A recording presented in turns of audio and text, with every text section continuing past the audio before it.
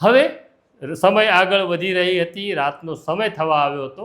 ધંધુકિયા પોતાની સરકારી વ્હીકલમાં આ બંને બાળકોને બેસાડે છે. આ બાળકોને રખિયાલ વિસ્તારમાં ફેરવે છે.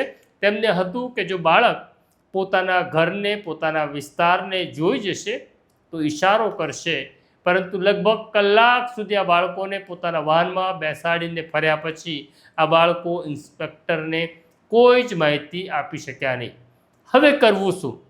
તો એક પોલીસ અધિકારી તરીકે થોડીક સમજ હતી કે આ બાળકના જે પ્રકારનો પહેરવેશ છે અને બાળક કોઈ નજીકના વિસ્તારમાંથી આવ્યું હશે, બાળક મુસ્લિમ પણ હોઈ શકે, એટલે આ બાળકોને લઈને રખિયાલ વિસ્તારની જેટલી મસ્જિદો હતી એ મસ્જિદોના મૌલવી પાસે જાય છે અને મસ્જિદોને વિનંતી અને મૌલવીને વિનંતી કરે છે કે તમે તમારી પાસે જે સાઉન્ડ સિસ્ટમ છે જેની ઉપર તમે અઝાન કરો છો, અઝાનનો અવાજ સાંભળી લોકો નમાઝ પડવા આવે છે, પરંતુ આજે જરૂરી એ છે કે તમારી અઝાન વખતે તમે આ બાળકો કોણ છે, બાળકો ગુમ થયા છે અને બાળકો અમને મળ્યા છે એવી જાણકારી આપો, તો આ બાળકો એના મા બાપ સુધી પહોંચશે.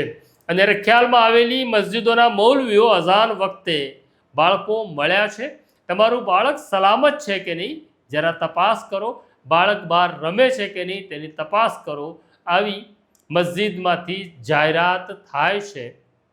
અને કલાક વીતી જાય છે. આ બંને બાળકો ઇન્સ્પેક્ટર ધંધુકિયા પાસે અજીત મિલના ટ્રાફિક બૂથ ઉપર હતા ત્યારે એક વ્યક્તિ આવે છે. એની આંખમાં આંસુ હતા. આ બંને દીકરાઓ તેના હતા.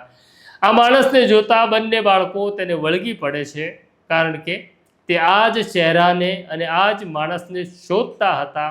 આ તેનો બાપ હતો. આમ ટ્રાફિક પોલીસ ઇન્સ્પેક્ટર ધંધુકિયા અને તેમની ટીમે આ બાળકોને મા બાપ સુધી પહોંચાડવાનો રસ્તો બતાડ્યો. આમ તો કામ ટ્રાફિકનું હતું, પણ મને લાગે છે કે ટ્રાફિક પોલીસે જે કામ કર્યું છે તે સલામને લાયક છે.